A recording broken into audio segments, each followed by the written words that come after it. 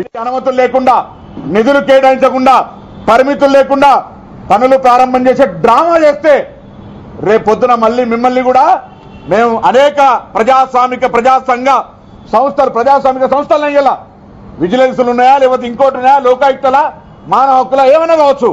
వాటికి దృష్టికి తీసుకోవద్దని రేపొద్దున మిమ్మల్ని అధికారులు అత్యుత్సాహంగా ప్రారంభం చేసిరు పొరపాటు అని అంటే బిడ్డ మీ సిగ్గుమానం పోతుందని చెప్పుకొడతాను ఇలా ఇక ముఖ్యమంత్రి ఎంత నారాజు అవుతుంది ఇలా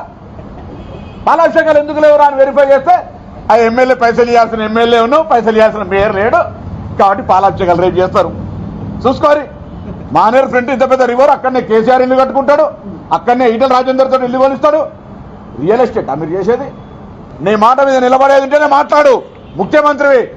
ఊరికేనే మాట్లాడుకుంటూ పోతుంటే మాటల పోషెట్టి కేసీఆర్ అని అంటా ఉన్నా మళ్ళా కూడా ఇలా అట్లనే మాట్లాడతారు ఆమె ఏమంటది